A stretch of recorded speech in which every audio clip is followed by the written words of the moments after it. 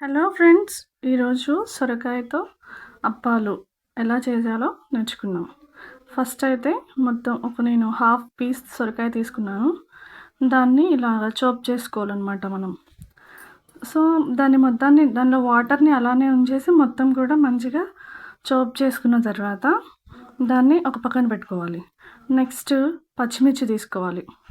కొంచెం స్పైసీగా తినేవాళ్ళు ఇంకొంచెం ఎక్కువ పచ్చిమిర్చి తీసుకోవచ్చు, లేదంటే ఇక్కడ నేను తీసుకున్నానే సరిపోతాయి. వాటిని చిన్న పీసెస్గా తీసుకొని దీనిలో యాడ్ చేయాలి.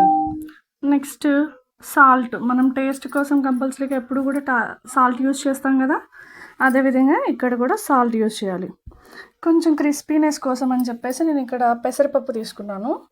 దాన్ని కొంచెం సేపు ఒక 5-10 నిమిషాల పాటు నానబెట్టేసి దాన్ని ఇలాగా వాటర్ లేకుండా మొత్తం కూడా తీసి స్ట్రెయిన్ చేసి దీంట్లో వేసుకోవాలి ఈ మిక్స్చర్లో. తర్వాత దీనిలో సోడా ఉప్పు, అంటే మనం వాడతాం కదా వంట సోడా, ఆ వంట సోడాని కొంచెం వేసాను. ఎందుకంటే కొంచెం మనకి పిండి మనం అప్పటికప్పుడే ప్రిపేర్ చేస్తాం కాబట్టి. అలాగే అల్లం వెల్లుల్లి పేస్ట్ కూడా మొత్తం కూడా దీన్ని మొత్తాన్ని కూడా మనం మిక్స్ చేసుకోవాలి. మొత్తం మిక్స్ చేసుకున్న తర్వాత అది అంతా ప్రాపర్గా మిక్స్ అయిన తర్వాత అది ఎంత క్వాంటిటీ ఉందో దాన్ని చెక్ చేసుకుని మనం దానికి సరిపడా వరిపిండిని తీసుకోవాలి. సరిపడా వరిపిండి అంటే మనకి ఇక్కడ నేను చూపించిన బౌల్ ఉంది కదా, ఆ బౌల్తో 2 కప్పులు వరిపిండిని తీసుకున్నాను అనమాట. ఆ 2 కప్పులు వరిపిండిని దానిలో కలిపేసి యాడ్ చేసాం. ఇక్కడ వన్ థింగ్ గుర్తుపెట్టుకోండి, మనం దీనిలో ఎక్స్ట్రా వాటర్ అనేది యాడ్ చేయాల్సిన అవసరం ఉండదు. ఎందుకంటే ఆల్రెడీ మనము సొరకాయని మొత్తాన్ని కూడా మనం ఆల్రెడీ ఫస్టే చాప్ చేసుకున్నాం కదా, దానిలో చాలా వాటర్ అనేది ఉంటుంది కాబట్టి మనం ఎక్స్ట్రా వాటర్ దీనిలో యాడ్ చేయాల్సినంత అవసరం ఉండదు. మంచిగా మొత్తం అంతా ఇంగ్రీడియంట్స్ అన్నీ కూడా కలిసేలాగా మంచి కన్సిస్టెన్సీ వచ్చేలాగా పిండిని కలుపుకోవాలి. కలుపుకున్న పిండిని ఒక 5-10 నిమిషాల పాటు, అంటే మనం ఆయిల్ హీట్ అయ్యే లోపల పక్కన ఉంచేసుకుని, ఇంతలో ఆయిల్ హీట్ అయిన తర్వాత కొంచెంగా మనం అంటే గారెలు ఎలా చేస్తామో అదేవిధంగా ఇవి కూడా చేసి మనం ఒక్కొక్క దాన్ని ఆయిల్లో వేసి వేయించుకోవాలన్నమాట. సో ఇక్కడ నేను స్టవ్ అయితే ఆన్ చేశాను, ఆయిల్ కూడా పోస్తున్నాను. ఆయిల్ పోసి ఈ ఆయిల్ హీట్ అయ్యే వరకు కొంచెం సేపు వెయిట్ చేద్దాం. ఆటోమేటిక్గా పిండి కూడా మనకి కొంచెం నానొద్దు కాబట్టి సో ప్రాబ్లం ఉండదన్నమాట.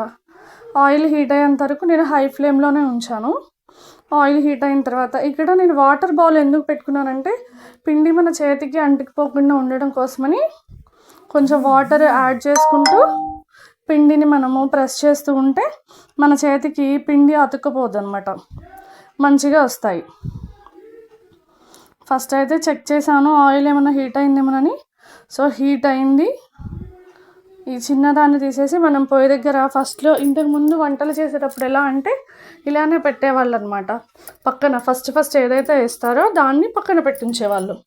తర్వాత అంతా యాజ్ ఇట్ ఈస్ మళ్ళీ ఏమైతే చేసేవాళ్ళు అవన్నీ చేసి దానిలో యాడ్ చేసేవాళ్ళు అనమాట.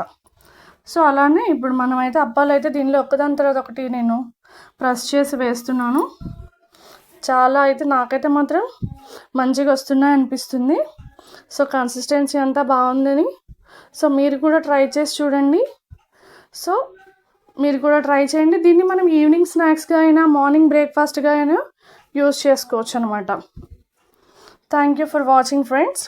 మీరు కూడా ట్రై చేసి టేస్ట్ చేసి ఎలా ఉందో కామెంట్ రూపంలో తెలియజేయగలరు. For more videos subscribe my channel. Thank you.